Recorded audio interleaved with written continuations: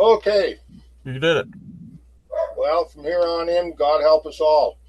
Um, Thanks very much for this opportunity to speak to Carm. I thought this would be simpler than it turned out to be because I had done a sort of a snapshot presentation to the Canadian Rail Heritage Alliance at one point, which was just an overview of of a Bytown meeting. Um, And then once I got into it, I thought this doesn't quite work. So this got a little deeper than it has to be, and there's 57 slides, which I hope I get through. And at some point, if you say stop, I will stop, and we can shut her down for the evening. That's okay. So we begin with new life for an old coach, modeling in 1-to-1 scale as opposed to my scale, which is 1-to-87. Quick outline, I'm going to give you a bit of an overview of the Bytown Railway Society. I don't think all of you necessarily know who we are. Brief over history of 4977, which started out life as 5084. And then this how we got there is essentially the actual work itself that that, we undertook. And believe you me, this could be sort of war and peace by the time it's done in terms of how much work this car took. Some key learnings, and then if you're able, we'll do a question and answer.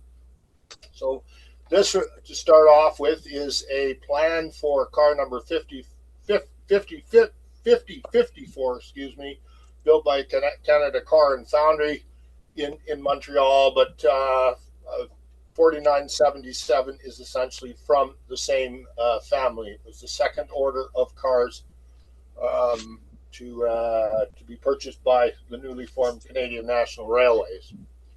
Who are we in terms of the Bytown Railway Society? We've been around since 1969. It was an outgrowth of the Ottawa branch of the CRHA, which was founded in 1966. CRHA's first experiment with a non-Montreal based sort of satellite group. And there were a number of dynamic people here who I'm glad I had the privilege to know because I joined in 1978, who really put together quite a dynamic organization. We do a number of things, part of which involves the acquisition and restoration of railway rolling stock.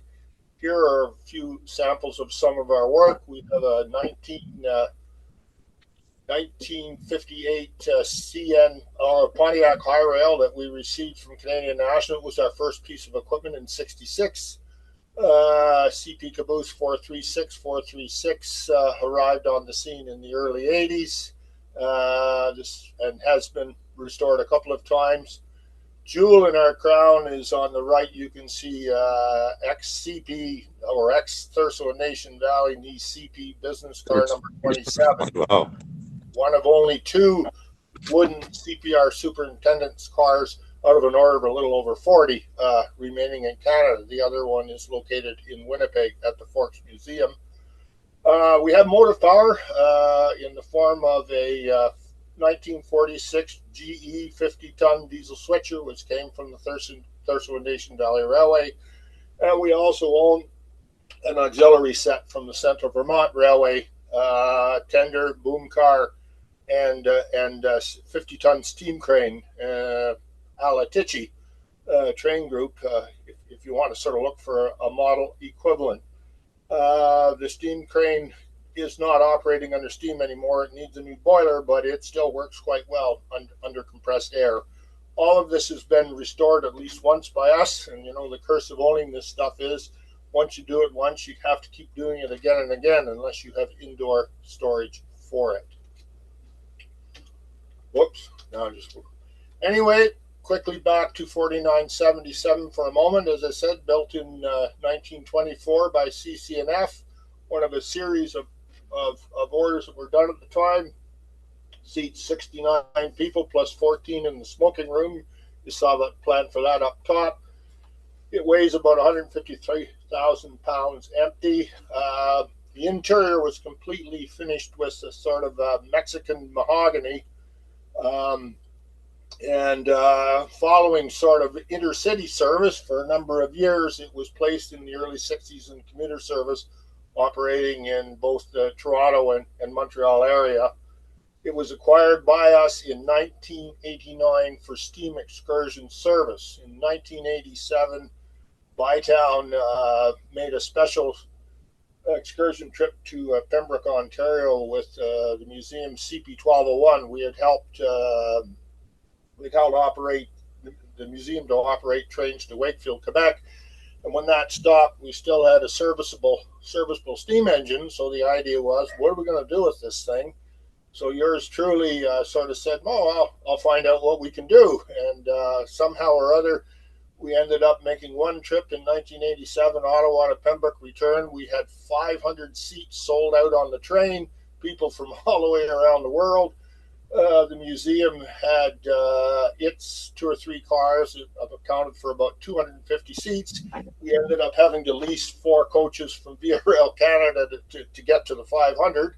And just you know, 100, all but 100 seats basically were the cost of the thing. So we made money on the last 100 tickets sold. And we said we can't go on leasing cars from, you know, if we look into the long-term perspective, we can't go on leasing cars from Via like this. It's not easy to do. So initially we acquired a 100-seat articulated car from the Algoma Central Railway in 1988, which gave us an extra 100 seats and only leasing 2 cars from Via. So come 1989 in the early spring, what do? But we pick up not only 4977, but also car 4960, which was an ex-Canadian Northern sleeper, part of the last order of cars that Canadian Northern ever made before it disappeared into bankruptcy. 4977 operated in excursion service with us until we were forced to shut down 1201 in October of 1990 due to the need for boiler work and museum's reluctance to do that. So that ended that. But we ended up leasing the car along with 4960 to the YDHR, and you can see there from 96 to 2005. And it spent time out of Uxbridge. It also, I remember, went as far afield as St. Thomas for one of the Thomas the Tank Engine trips as well. And finally came back to Ottawa in 2005. Somewhat ironically, I was coming back from St. Catharines. My son was a rower at the Royal Canadian Henley, and as we crested went down the Burlington Skyway, looked off in the distance, there was an eastbound CN freight train, and there were 2 coaches in the consist. Both were ours. One, I guess, got sent back to York Durham, being the 4960. And meanwhile, come Wednesday morning when I went down to the museum, there was 4977 sitting on the switch lead, having been delivered back to the BRS. And that's where it sat.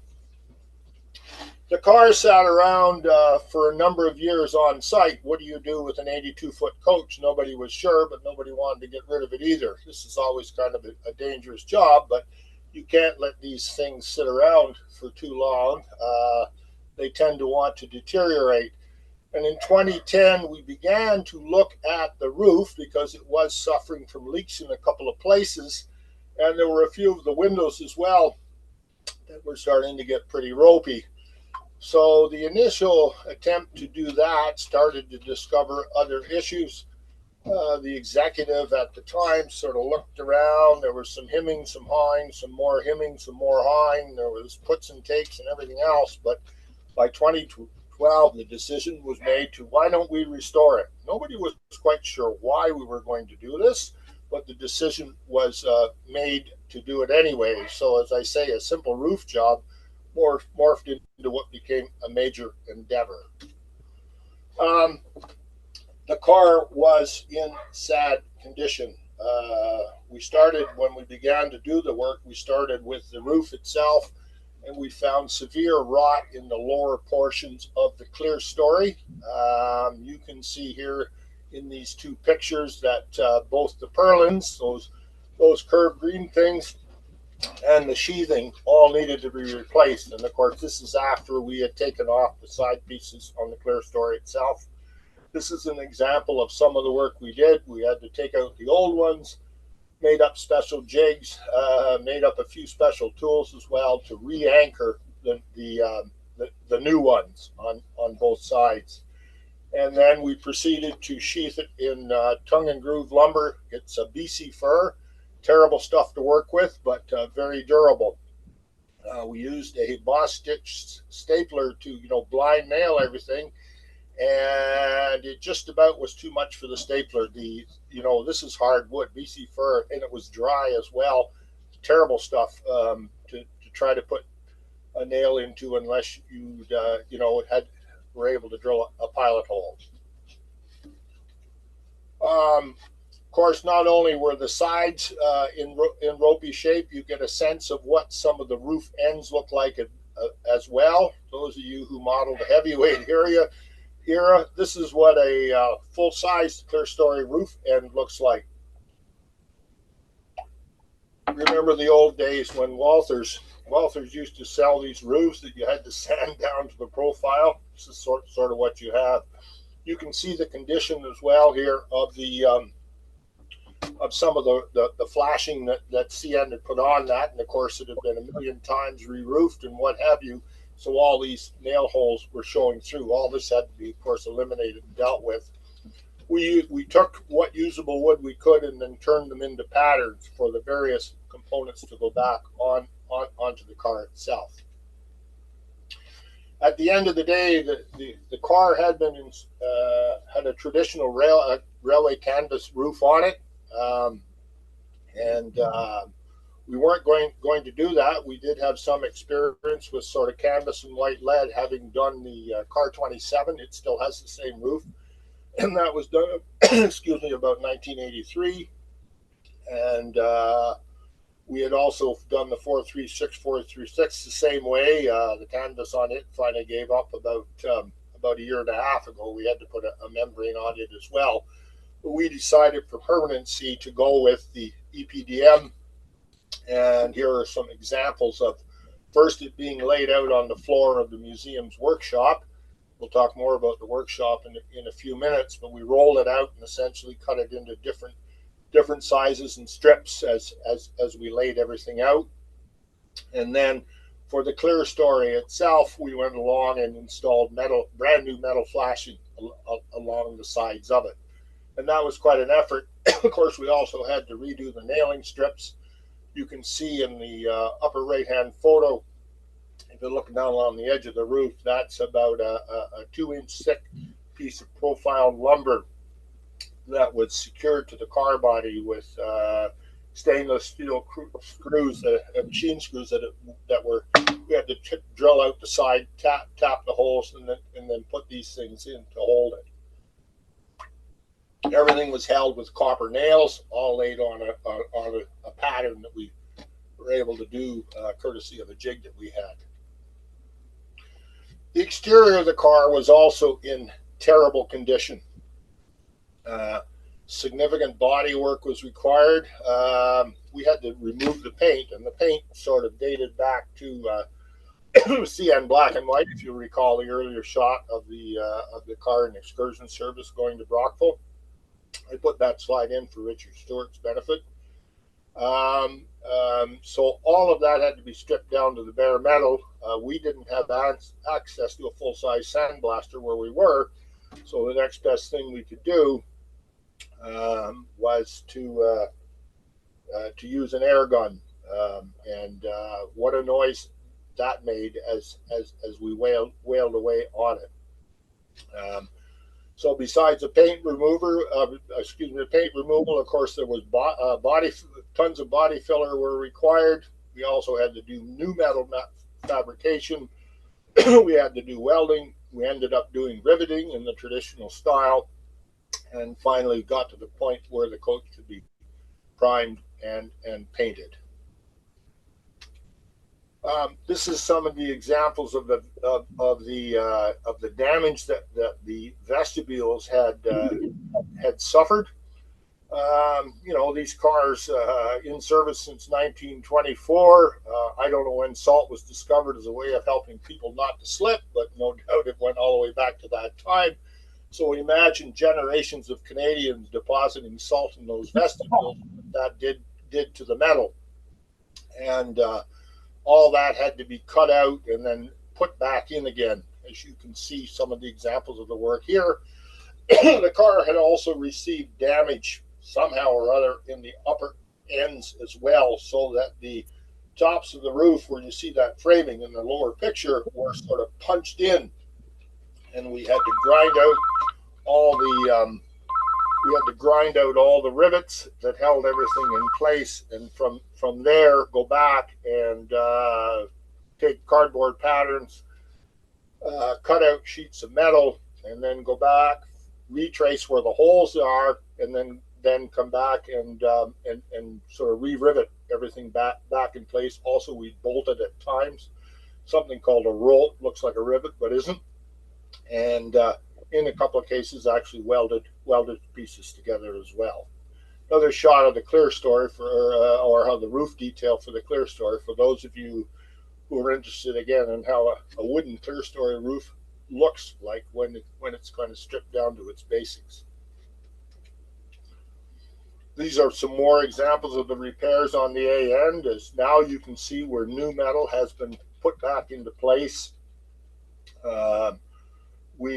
You see sheets riveted into the lower of the end wall. You see new brackets are in place now for the diaphragms. They had all been taken off because they were done and brand new diaphragm members were made. We didn't put the canvas on yet. We stopped short of doing that. The inside of the vestibule, as I say, the floor was shot, so we ended up taking out the deck plates. Top step risers had to be renewed. We even had to pull out the draft gear spring and get that all redone. And this is the A end, but the B end had similar issues. I just, how many slides are we going to show this at any time? If I'm going too fast, please let me know. As I said, we got into actual riveting. This is Jim Clark of Brockville, by the way. Richard, you may recognize him. Jim was also a YDHR volunteer as well, a conductor and engineman, I think, Malcolm. And Jim was quite handy with the riveter. He had a good experience with steam and locomotives. His father had been the locomotive foreman in Brockville up during the end of the steam era there, when it was a steam terminal still.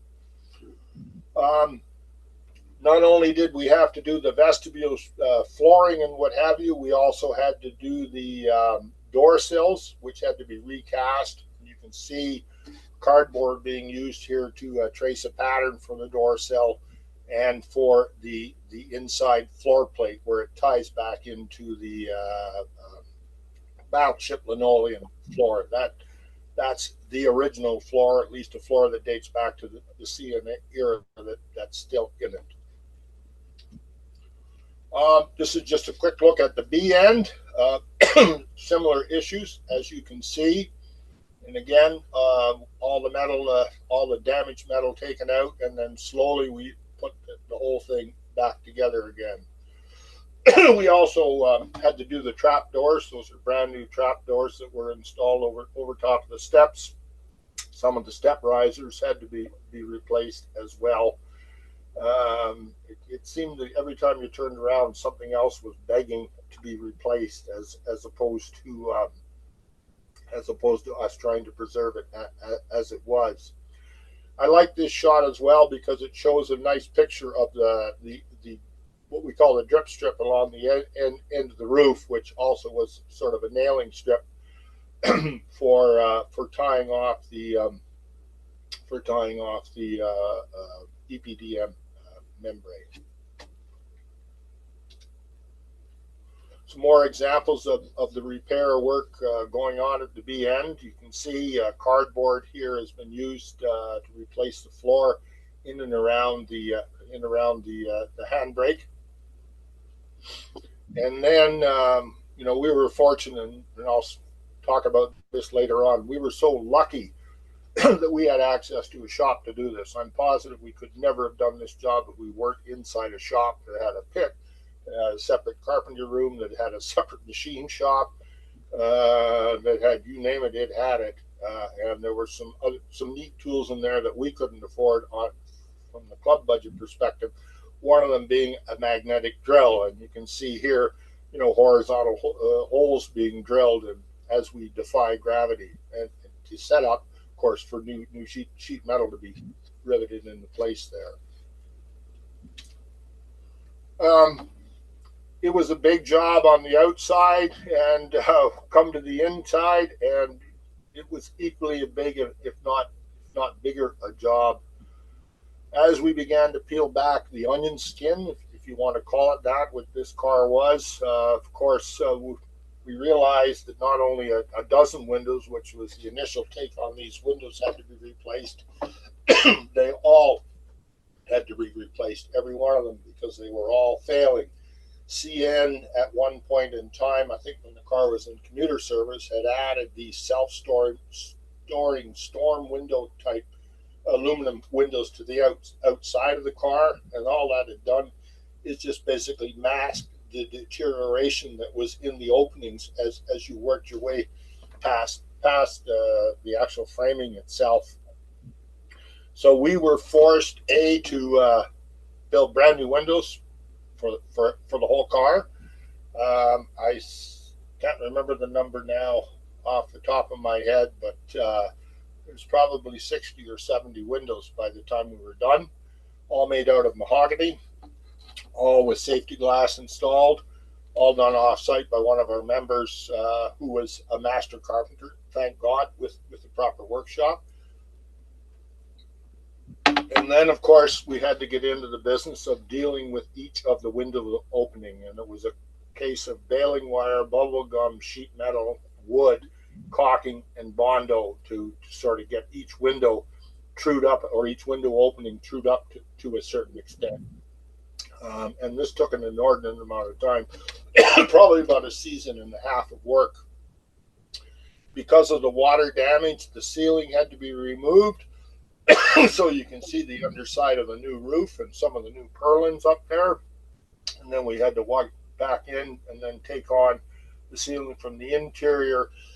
And this involved taking out the lights. This involved the removal of an air handling system that had been retrofitted into the car at some point, probably when CN began air conditioning and modernization, say in the 30s and 40s. I'm not sure the exact time.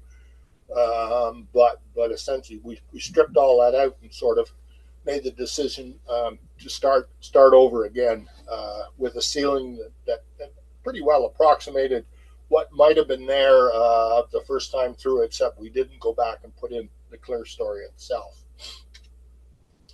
The wall paneling, again, all that lovely mahogany.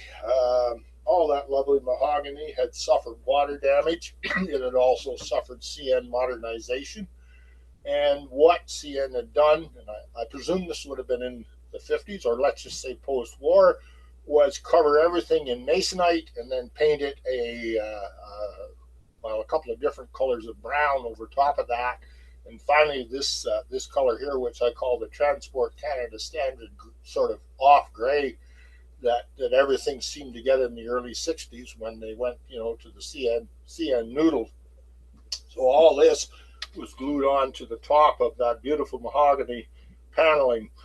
And, what were we to do? Could we take it off? How could we remove it? Could we use heat? And as we removed it, of course, we began, you had the mahogany was laminated onto a substrate, and the glue had failed in many cases because of the water damage. So you're sort of caught between a rock and a hard place as to what to happen.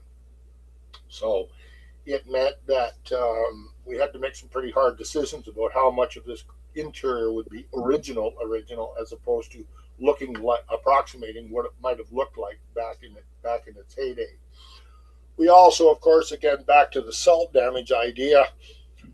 At the end, the deterioration was so bad that the salt had gotten through the linoleum, gotten down into the concrete substrate that was underneath, and then from there gotten into the metal pan that held everything up from the bottom and rotted everything out. So where you see one of my colleagues screeding concrete there, at one point, about a month earlier, that had been wide open straight through to the pit in the shop that we worked on. So all that had to be done. We ended up mixing the concrete by hand, wheelbarrowing it in, lifting it in a bucket up the stairs, yada yada yada, and of course adding new subfloor after that as time went on. As we worked our way along, of course, you're doing the walls, you're doing the floors, and the next thing you know, you find out you've got things like seat frames, radiator covers, baggage racks, and the light fixtures. You take down the ceiling, you've got all these light fixtures to deal with. You want to get at the paneling, you've got to take down baggage racks. You want to get at more paneling, you've got to remove the seats. If you've got the seats off, you end up having to remove the rad covers that are over the steam pipes, because it's a steam heated car. And none of that was easy, to tell you the truth. Just dealing with fasteners that had long, since seized, deteriorated, and what have you. We were in with having to be gingerly use the cutting torch at times, what we called the blue wrench. We also, of course, once you had this thing off, you had to immediately start to fall apart or what have you. So repairs had to be made, and if you've got it apart and you want to repaint it to make it look right, then you've got to figure out a way how we're going to strip all this paint off from these various components before we start to put them all back together again. And that involved an inordinate amount of time with the sandblaster. Fortunately, the museum had a small one that could do things like rad covers and small parts. It got a hell of a workout, and then we ended up with the seat frames. We weren't sure what to do with that. We were finally able to gain access to a member who had a big sandblaster, and he also lived on a farm. So that he could put the seats out in the barnyard, essentially bring the sandblaster along and just have at it to get them all stripped back to their natural finish. So then we could begin the priming and other such phases. The ceiling was a job in itself. What this is trying, these four pictures are trying to show is, as we took it down, obviously we had to come up with a way to what type of panel are we going to put up that will follow the curve, inside curve of the clear story ceiling. And to do that, we made up this very neat looking jig that you can see sitting on a workshop table in the top left position. There's the template used to cut out the various formers for it. We took masonite, 2 lambs of 1/8 inch masonite that we first glued together. And then after that, we didn't have access to anything that would steam these things, which would have been, I think, what would have been ordinarily done. So instead, it was a matter of oodles of come-alongs and other types of clamps that essentially held everything down in place, one for a week at a time, so that all the ceiling panels were made up that way. And then we came along later, if you can see in the lower left-hand side, to proceed to install these things back into place. And we had to install them, obviously, to be mindful of the fact that lights would be running in that sort of, there's a rectangle in the ceiling in the lower left photo. You can see kind of a narrow, long opening. That's where the lights were going to go back in. So we had to be very careful with those bent ceiling panels that they didn't compromise the available space we had to put in the lighting and the light panels that went with it.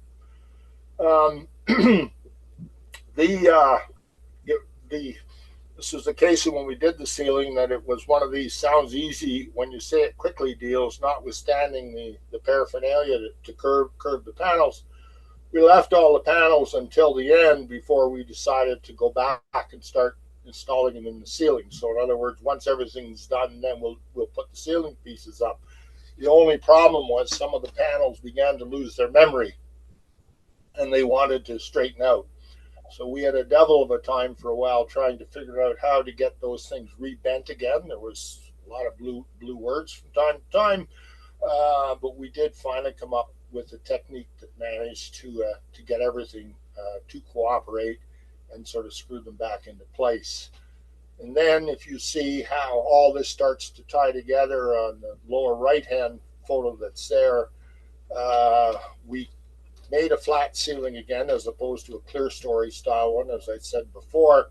So purlins were put in all the way along and hung off structural members, then some strapping, and then we used 4x8, or not 4x8, but 8-foot sheets of masonite that were then screwed up into those backer pieces, and then they were ultimately covered with trim pieces so that none of the fasteners showed through in the end.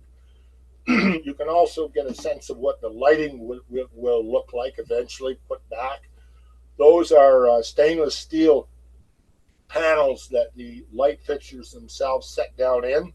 So they had to be taken out, removed, cleaned, polished, and then the actual light fixtures all taken down, taken apart, removed, cleaned, polished, and then we put everything back up again. This is just an example of some of the ceiling work as well. We ended up building custom trim for the ceiling. If I can just back up a slide for a minute, along the edge of that stainless steel panel, and hopefully you can see it. You can see where the wires are hanging down. There was a bit of a jog between that and the other two ceiling surfaces. So that meant we had to rabbet out special trim to put that back together. Well, how do we do that? You just can't buy that thing. It's got to be custom made. So somehow or other, one of our lead people on the project, a gentleman named Ross Robinson, and some of you may recognize Ross's name from the RMNE Railway Museum of Eastern Ontario, also restored the CN caboose. It's in the, or Grand Trunk caboose, I mean, it's at St. Thomas. Ross had a friend who had a farm in the Renfrew area who cut down several poplar trees, had them milled into rough lumber, and then we proceeded then to take them in the carpenter shop and turn that rough lumber into trim. We made it 2x2 pieces. They weren't always long enough, so we ended up making up finger joints and putting them together. And you'll see in that left-hand picture a gentleman named Bill Moulton, who is a master carpenter. Bill came up with all these ideas and built the trim itself, and then it was up to the rest of us to then go put it in place. And this is one of those pieces going back there. You can also get a sense of what the lights look like now that they're sitting inside those stainless steel plates. A couple more shots on the on the ceiling. In this case, how do you hide the joints in the masonite, because they're just butt joints, and what we used was a masonite edging that was then cut and put in place, and that applied equally well to flat surfaces. And also here we see in the B or in this is the B end corridor looking towards the A end. It was a round ceiling there, and making up round trim strips where we had to do a replacement of one of the original ceiling panels in there. As I said, with the ceiling came the lighting. So we advanced it along. The stainless steel panels went in, and then they trimmed out for where the Art Deco fixtures eventually ended up going in place. Right now you see just temporary lighting there. Interesting note about the lighting, just for those of you who are into the energy efficiency game, I spent 36 years doing it on behalf of the government of Canada. These cars way back when ran on a 32-volt system and did it quite happily.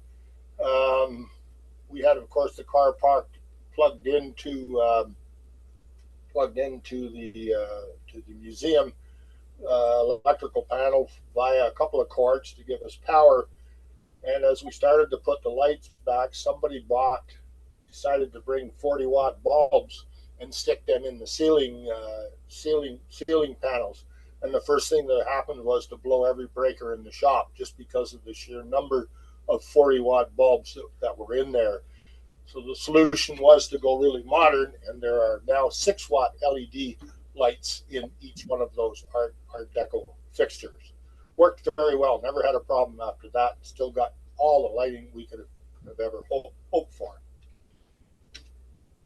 This is a shot of just the cleaning of the light fixtures. Every one of them was taken apart, meticulously looked at, washed down, cleaned up, polished, and what have you.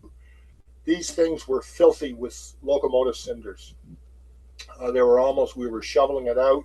When we got down to the A end, we had to break into the A end ceiling to do some work there, right near the vestibule, and we literally found tons of cinders that had blown in through every orifice and crack that was in the frame of that car over the years.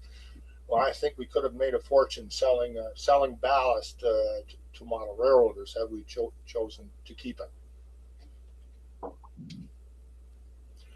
As I said, back to the windows for a moment, it was a long, slow process. We ended up making all these windows to start with. We ended up having to trim out the window themselves to get proper sized openings. Everything had to rebuild all the way around. But then both the exterior and interior window rails or window stops all had to be custom milled and custom fitted to each opening, because you couldn't get a perfect body job when the openings were built, when the rough openings were sort of restored back. So you can see here Bill Moulton working on one of them. It was a long, laborious process, and once everything had been milled and custom fitted, then we ended up treating them with copper style. Ended up first priming them, then painting them, then putting on copper weather stripping, which you can see happening here in this picture on the right, to try to make them as weather tight as possible. And of course, similar process had to occur on the inside as well, as proper trim had to be done. We made up a special window template. You can see Bill with it in place there, and he's fitting the inside rails as well. And of course, they were made out of mahogany, cut down to size, and each one had to be fitted, custom fitted for the opening that they were in. And then the treatment after that was to add the window ladders, so the catches, for the catches to go up and down on, so you can adjust the height of the windows. And then after that, to finish off with two coats of stain, followed by 3 coats of clear lacquer finish. So it was a slow endeavor. And not only that, initially, of course, these cars were all equipped with storm windows. Obviously, for winter service, we didn't put storm windows back on the car. We had never envisaged it operating in cold weather. But we did have to guard against vandalism. So that meant making up protective window covers all the way along to go on the outsides of these. And, window covers, we've had a lot of experience with window covers over the years, and they're a pain in the neck to maintain. They're also a pain in the neck to install sometimes in what you would call a secure way, so that somebody doesn't start thinking too much, or a couple of guys don't start thinking about how to break inside and figure out how to get past whatever's holding them in place. So we finally came up with this neat little system to pop them in and pop them out, but they still had to be all made up. We even made up several clear ones at the same time, so we would have some natural light in the coach if we ever had to get into the coach when it was sitting idle and not doing anything with no power attached to it. So on the right-hand side, you can see some of the hardware for the cover being applied to the Lexan clear Lexan that we used. Of course, then came the issue of the walls, les murs, and coincident with, you know, the ceiling. Then you drop down, and the thing to do is the walls. York Durham, and Malcolm, maybe you can speak to this a little bit, had done a little bit of stripping of the car in an attempt maybe to kind of bring up some of its highlights, because there was mahogany veneer panels, those vertical ones you can see in the right hand picture, were all stripped and sitting inside the car or on the car walls, but they were suffering somewhat from damage. If you look at the bottom of that piece, you'll see a horizontal strip there where CN has endeavored, I think CN has endeavored to repair it at one point in time before carrying on. We initially thought we could save all those pieces of wood and put them back, but after getting them stripped and trying to play with them a little bit, we sort of looked and said, no, this isn't going to work. We're going to have to come up with some form of copy in this case, which we ended up having to do. It meant a lot of rework, because I remember I was the guy that did the stripping. I wasn't too happy, but you could see the need to do that. The good news is that lumber never got thrown out, because, or not, some of it didn't anyway. It ended up back at my house, because I'm the kind of guy that never likes to throw anything out. And I ended up using it as facer board, cutting it down a little bit and adapting it as facer board on a playhouse that I had made for my kids in the backyard. Along the roof area, and it really held up well. Just throw some paint on top, you wouldn't know what it was, and here it is, antique railway car wood. We did go into some parts where we judged that the original finish was still intact, and we were able to strip things down and get back to the original wood surface. We couldn't save the original finish.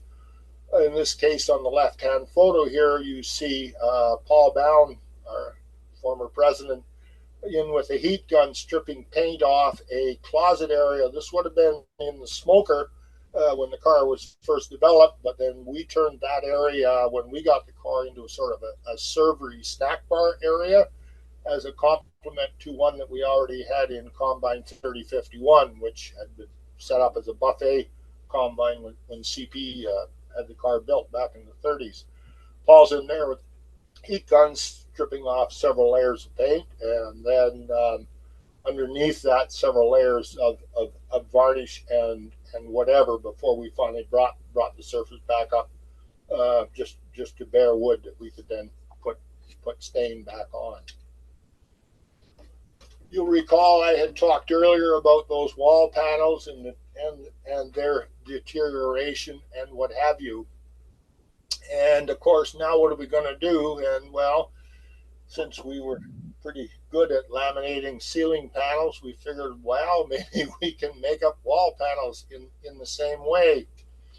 So we went for the uppers, and we made up a sandwich of using Luan plywood, or what you'll see also the material that's used for underlay, or also used as door skin and then varnished over the top afterwards. It approximates mahogany in its look, and we then glued that over a plywood subbase that was thick enough to sort of back out to what the former wall panels would look like. On the left, you can see one of my colleagues, Bill Lanner, rolling on copious amounts of LePage's wood glue, and we went through a lot of it, trust me. And on the right, of course, here was our clamping mechanism to try to get everything to stay in place. The idea being one panel a day until we were done, or one panel, yeah. We would do it on a Saturday, and then we would work on a Wednesday, so we'd do another panel, and we'd just keep sort of 2 panels a week we would produce like that. We had pretty good luck with this. There's a couple of cases where we've had a little bit of bubbling in a couple of the panels. They just sort of add to the look of the car a little bit, give it an antique look, I guess, if you want to say. And then after that, of course, we screw the panels in place on the wall itself.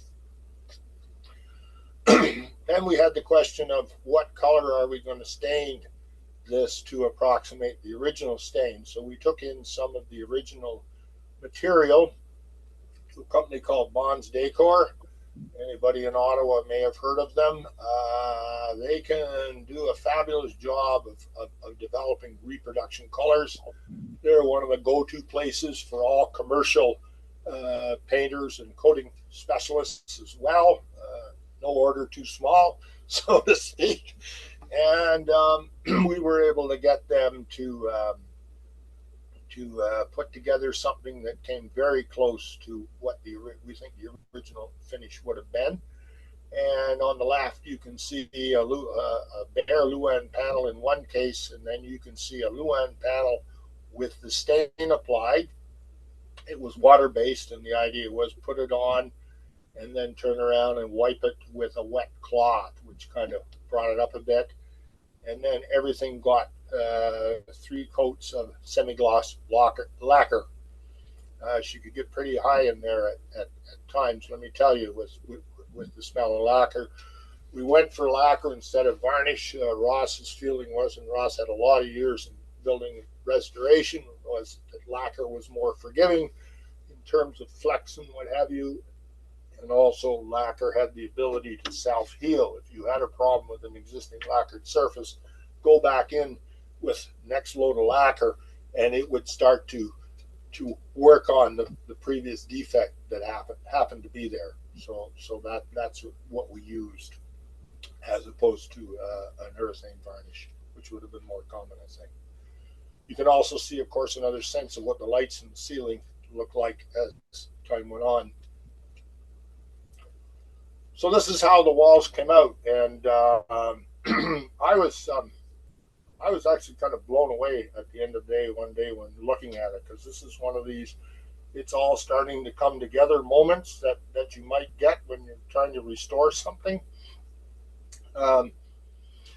You can sort of see on the left-hand side, okay, we have finished panels. There's a trim strip on the top. It was the original mahogany trim strip that was there. We were very fortunate that we were able to save it and then strip it down and bring it back up and reinstall it. You can see the centerpieces between the windows has been installed there. But here on the right, sort of what a completed opening pretty well looks like. One thing I haven't talked about was the roller blind covers. The roller blind cover in this case is in place. The whole thing's framed out. So most of this is non-original material, but the new stuff, pretty well, it's hard to tell between it and what might be the old. And we were pretty happy. That was the first window pair that got trimmed out to that effect. So it was kind of one of those milestone moments. There are painted surfaces in the car.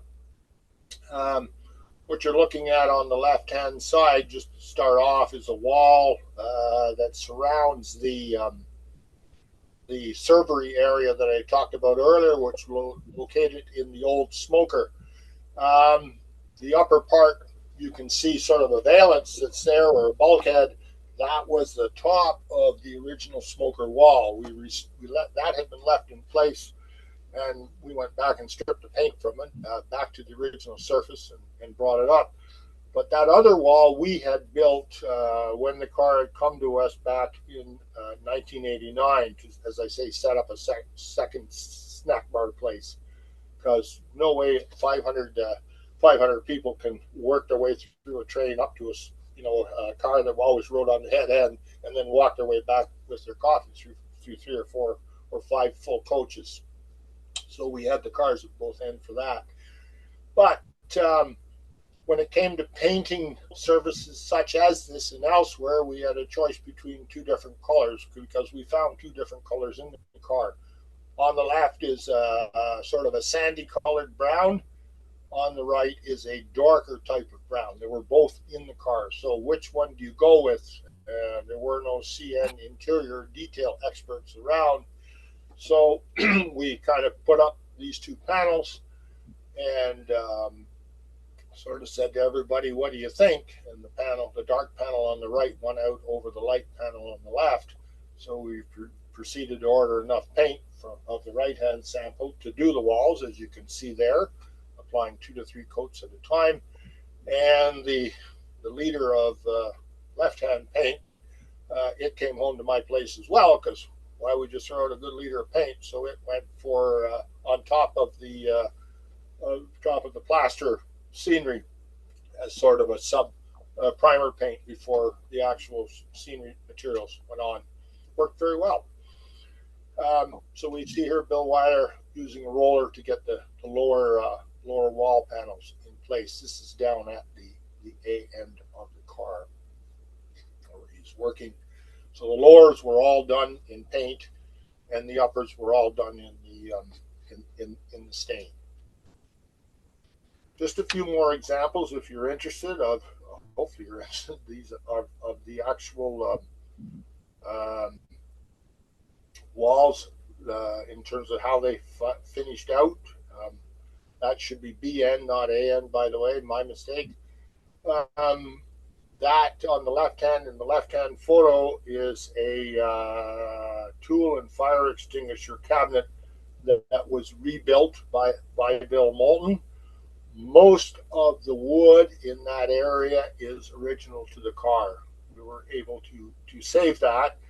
And actually, if you were to look to the extreme left, you will also see the doors into the electrical room for the car, plus the conductor's closet, which has a round door, a half round door in it. All of that was original. We were able to bring that up to a very high finish afterwards. Really worked out well. And then on the right-hand photo, of course, you're looking down to the A end and the B end corridor, give you a sense of what the snack bar area looked like as well. This has not really been restored, except the wall paneling inside was. And again, most of it, the material there, was also we were able to save, thank goodness. When CN had removed the smoker, when the car went into commuter service, what they had done was stick a pair of longitudinal benches in that area along the walls, and then I guess strap hangers in the middle for excess loads, because these cars were pretty full, at least from what I understand on the Deux Montagnes line. I don't know what happened in Toronto. And they had there are steel rails that were over top of the windows along the corridor, just to keep anybody from falling out. And so, of course, we took them out, and you can see the counter and what have you. A couple more shots of the walls. This is sort of, probably I should have put this in the opposite order, but these is what they looked like before we sort of did the final sanding and the application of the new stain. The picture on the left, you'll recall Paul down earlier on with the heat gun stripping the paint off. Then you get down where you're into bare wood, which we're using at that case anything that we thought would strip the finish. Mostly lacquer remover, which smells just as bad as lacquer does, but again works really well to take up paint and other types of coatings. And then you can see this half round door I was talking about for the conductor's closet, which Bill Weiler in the red hard hat is opening at that time. And then there is the electrical panel inside. Now that's not the original box. I think YDHR changed the electrics around, if I'm not mistaken, Malcolm. I believe so. Hey? I believe so, yes. Yeah, so we'll give it a 110 volt system. But the outside of it, we restored it back to what it would have looked like. These are another couple of shots. This is looking towards the right end wall, and you can see there was a cabinet over top of the ventilator there. At one time, there had been a half seat as well for, I think, ladies wishing to use the washroom could sit and wait. Some of the piping that went up to the ceiling, we took everything down and rebuilt around it. Plus, we restored that cabinet you see sitting there. That took a lot of work, actually, a lot more than anyone envisaged. All sorts of bits and pieces went into it, and you can see a couple of the covers over openings to let the heat out from the steam pipes that we were able to finish off the brass screening that was there, and to redo the frames that the screening sat into as well in the right hand shot. As we went along, of course, we got putting things back together again. We've discovered multi-tools. No place should be without them. We had to use the multi-tool in a couple of cases to adapt those new vertical window panels to accommodate the profiles, the back profiles of the roller blind covers. And everything in this case was again nailed with a power nailer as opposed to wailing away on it with finishing nails and a hammer. And in this case here, the power nailer did the job it was supposed to do without any screw-ups. This was more ideal for it. And it was an excellent way to go because we avoided any type of nail damage that you get, when you're just swinging an ordinary hammer. Another shot of the ceiling trim on the right. See how it looked like this would be in the BN corridor. And then on the left, keep coming back to that closet area that Paul Bowden started working on. This is how it all ended up. This is what the original finish looks like when it's put all together like that. Even that lower panel is original as well.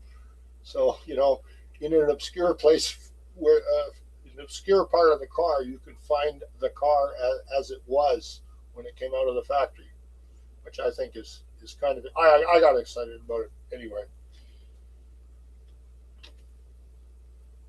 Another shot of the snack barn smoker, and then of course painted walls. You can see how the brown, the dark brown, complements the stained finishes around it.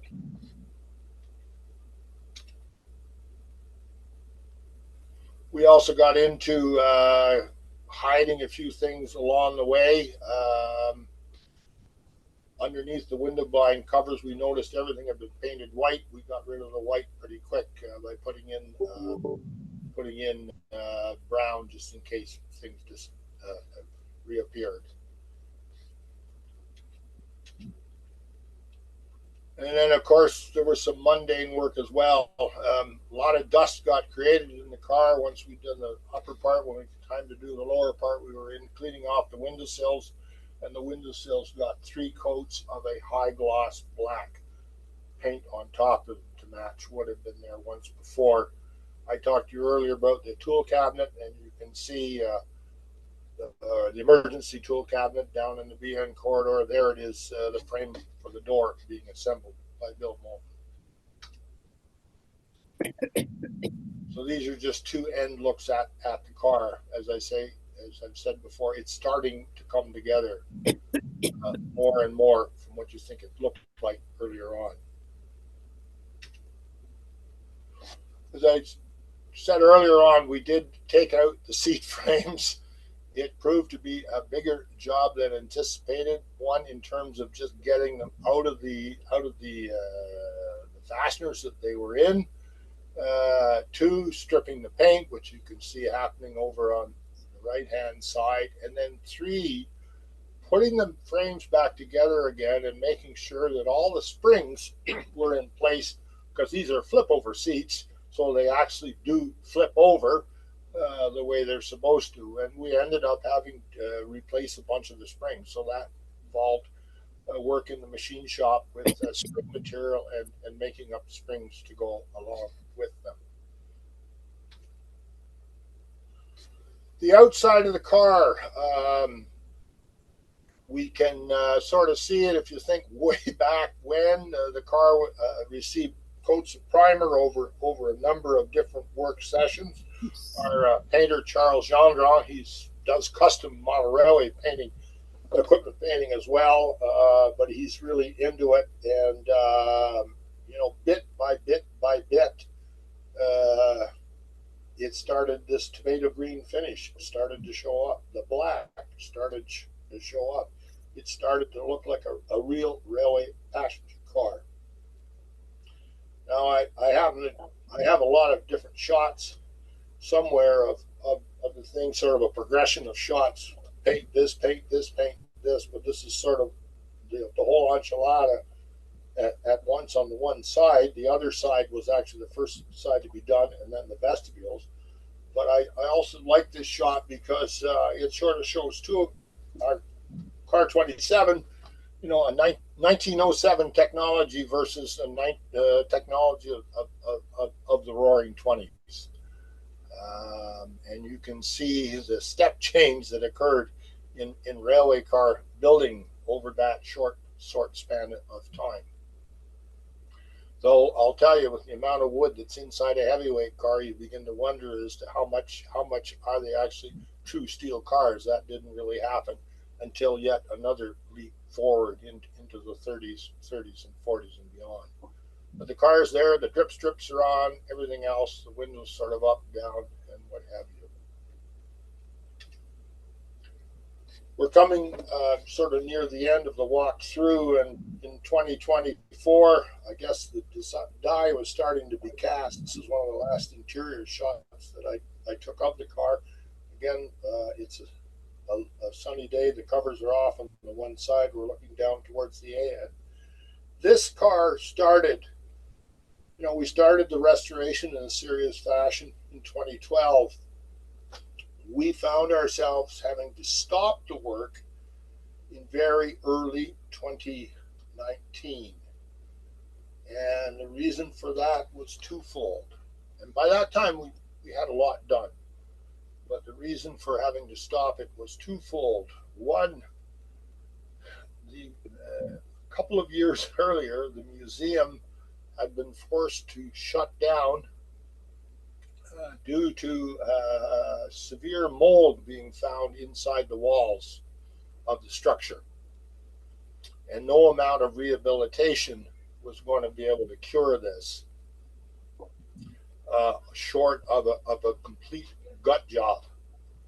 At the same time, coincident with that, the powers that be also began to talk about maybe the museum can begin to consolidate facilities together, because right now it had been leading a life that had found itself in a multitude of buildings all over Ottawa with stuffed everywhere. Even that shop building we are is only one part of a larger complex, all leased by Her Majesty at the time, all leased and chock-a-block full of, you name it, it's there in terms of interesting artifacts, including railway artifacts. So the decision was made, well, we're going to rehab the museum, and what that involved was stripping it right back to the slab and just the structural members. And you see the final product today, which is quite lovely. But we're also going to build a new facility on the site because there's room for it, and it will hopefully do away with all the need to lease things. Of course, building all that, we're also going to have to redo the track, yada, yada, yada. But we had stuff sitting here, there, and everywhere. And so we worked with them on the process of doing this. And we also realized at the same time that nice looking CPR van I showed you early on was starting to look pretty ropey because a lot of attention had gone into the coach as opposed to gone into it. And we said, shoot, if we don't do something to the van shortly, we're not sure when we'll ever get a chance to do something to the van because of this transition from one facility to another facility. So we decided in early 2019 to stop work on the coach.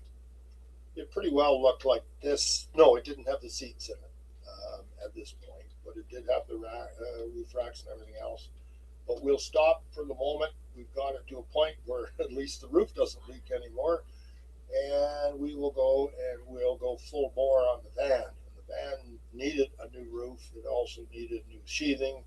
And of course, again, like with the coach, you begin to open up, peel back the skins on the onion, you find other issues, and there was some rot in the framing, not, which is understandable.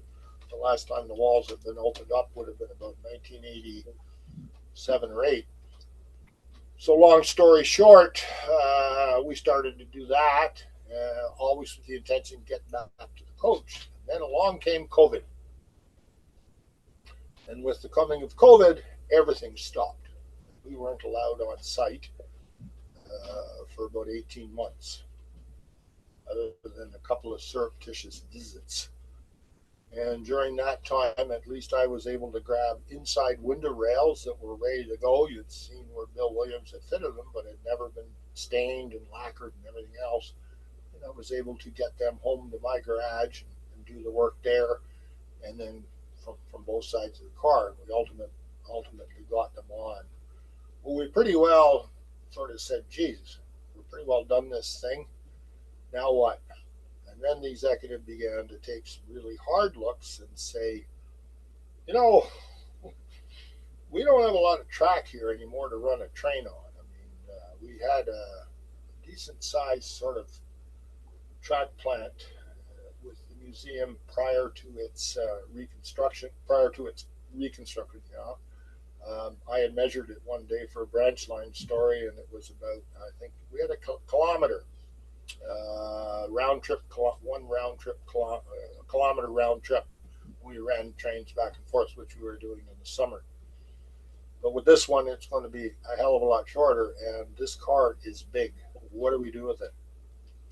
And we finally said this, notwithstanding all the work that we've done and all the passion we've invested in it, this car doesn't belong here anymore. This car needs to go out somewhere where it can be well and truly used. And we ended up sending it off to the Railroad Museum of New England, who made us a very nice proposal that they would basically look after it for the rest of their lives.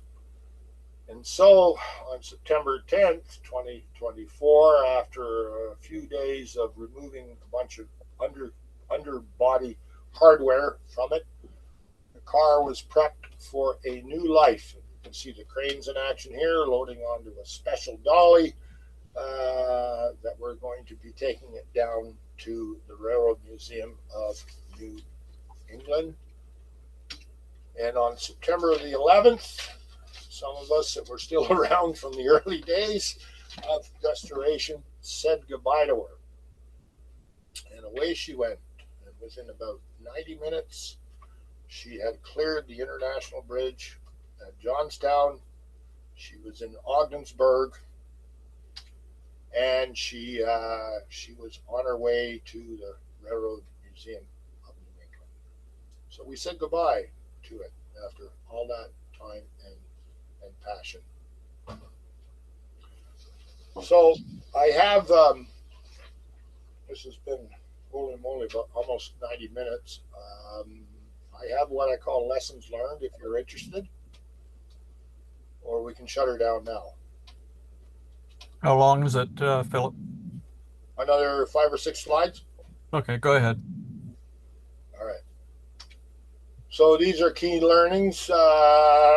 You do something of this magnitude, because this was the biggest project we'd ever taken on, and all we could say as we went along was, don't.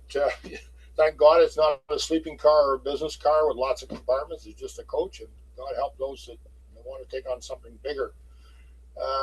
So here are a few key learnings. One, whenever you take off, get into one of these things, make sure you have a plan.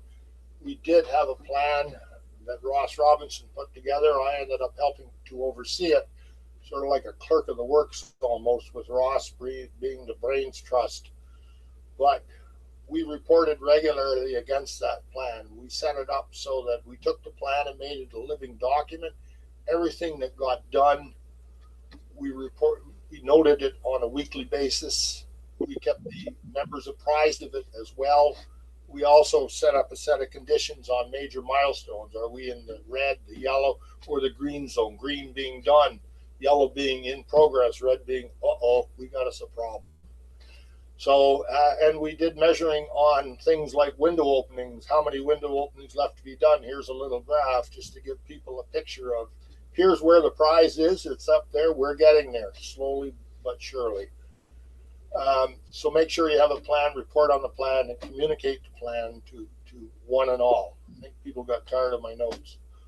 And I'll always be flexible and adaptable with a plan, and I can show you lots of horror stories on that that one as well. When you're working on something like this, lots of neat things happen.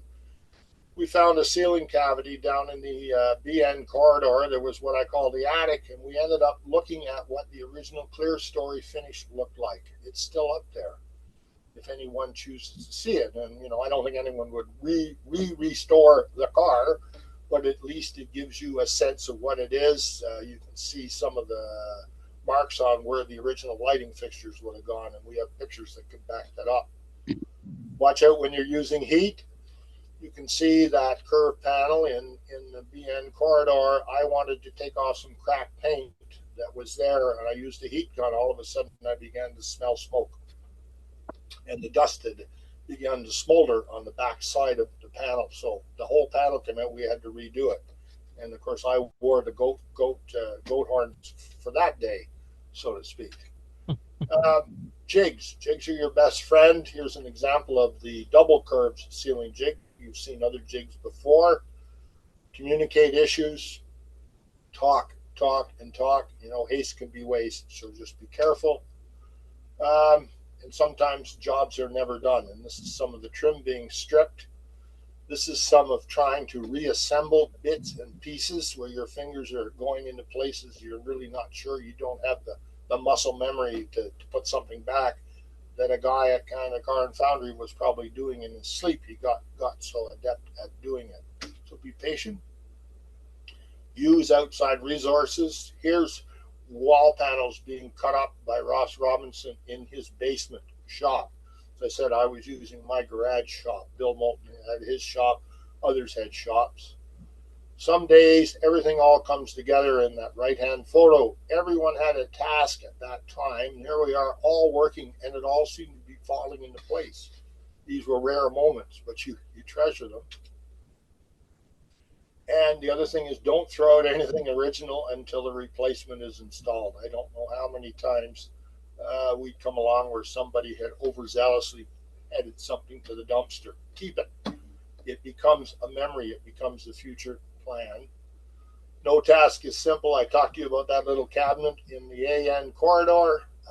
This is the amount of work it took to put that thing back together again and to repair it and keep it in a fashion that it would look like back in its original days. Scope creep, as I said, we wanted to take off one wall panel down below the windows. We were going to keep them originally on. The next thing we ended up having to tackle the covers for the radiators and of course the seats. Totally unanticipated when the plan was initially written. Similarity to that with all the painting that had to go that engendered. More examples of scope creep. This is where we opened up the bottom walls, and you can get a sense of, this is with the insulation removed, by the way. None of it had asbestos. It was horsehair though, which is messy stuff to deal with. Different ways can be done to do jobs, and be flexible on that. And we also had sessions on using tools safely. Everybody had a smattering of mechanical knowledge, and ability to work with their hands, but sometimes you had to caution members when they decided to let common sense go out the window in terms of how they were going to use some of these tools. And sometimes you had found yourself making up really, really tiny parts, and this was some of the ways to re-anchor the seats.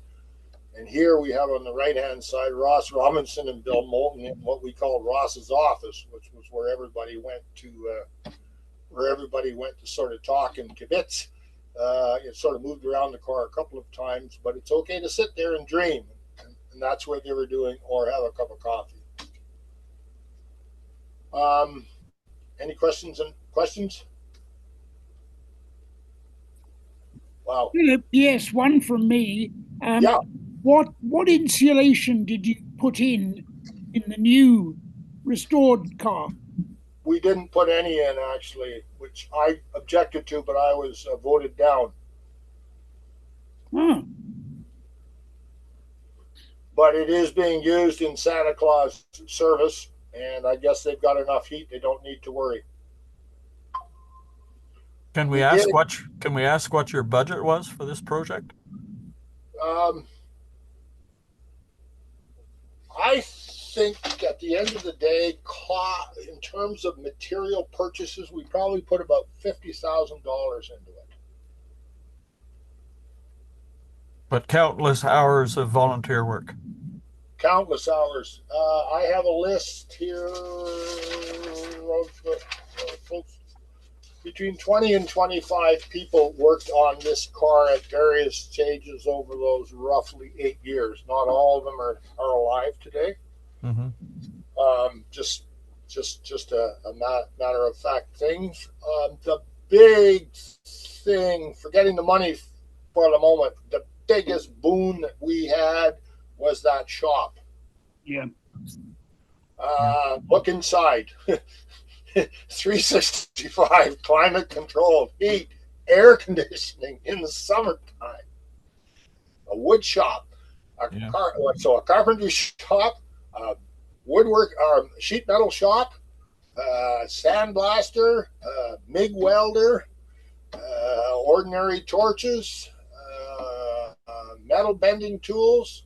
I mean, that facility that you're seeing, just a portion of there, that facility allowed the reboiling of 1201 in 1983. It was able to handle a job of that complexity. Yeah. You had a pit and what have you. Now, we didn't get into anything involving the pit too much other than that floor because we did not touch the running gear of this car. We knew it had to be done, but that was going to be the next big project, you might say. Running gear, cots, all that nonsense. And the Railroad Museum in New England did all that. Plus, they put in a gen set and a heater as well to heat the car. And they upgraded the snack bar area considerably. They made us look like bikers on that part. But that shop,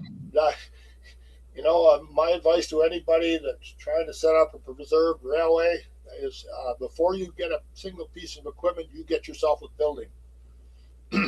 Yeah, that was the big problem we had with the YDHR. We didn't have an indoor workshop, and boy, did we wish we had at some points.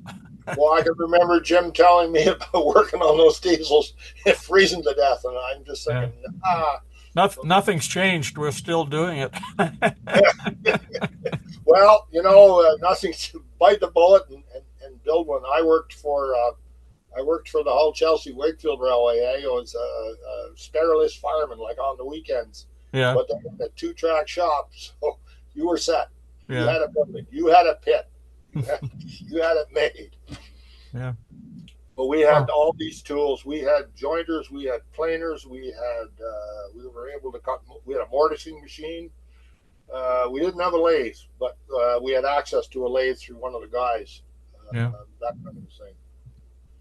Well, thank you very much, Philip. For those of us who have done restorations, I think it brings back memories of one kind or another. And for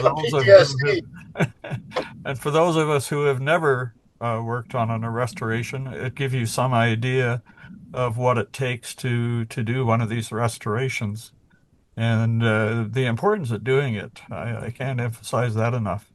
We have to preserve our railway heritage, and this was a prime example. So thank you very much. You're welcome. And this last photo is the car in service at the Railway Museum of New England. Right. They renumbered it to the 5084. You see the Canadian National Wafers on the side. Really, really super job. We were invited to go for a ride. Given the situation south of the border, we have politely declined for the moment. Said we'll take a rain check. Yeah. But they've apparently it's performing flawlessly. I want to do a sort of a follow-up story and branch line about what happened after we crossed the river, and the folks down there. We've been sending them stuff, and they gave us a pretty detailed overview of what happened to it subsequent to us. I'd say we got it at the 80% level in terms of restoration, and they did the last 20. Yeah. Beautiful job, Philip. Beautiful. Thank you. And you can read down below is our website link for those interested. We documented this in this, new life for an old coach. So weekly blow-by-blows are there for those with the courage to go through them. Do you have any current projects that you're working on? The club has, my wife has been ill, so I've been sort of sidetracked a bit, looking after things here. But currently, we are finishing up the restoration of that Central Vermont boom car 4313. New roof, new siding, new paint job all around. And then we have to give car 27 some paint here and there. And then the next big one, which will take us a little bit of time, is we acquired EB Eddy 040T number 2 from CRHA last summer. And it is our intention to restore it to operating condition. Mm-hmm. And I hope we can do it. We have a really dynamic young president. I mean, young. He's not even 30. And all I said to him was, I'm going to have a lottery of how many of us old guys will be around when this thing starts to roll. Okay, well, thanks again, Philip. Great presentation. We really enjoyed it. Thank you very much. Thank you. Right. And thank you all. We had 26 participants at one point. Thank you all for coming. Hope you enjoyed it. Yep. Thank you, Philip. That was great. You're welcome. Bye-bye.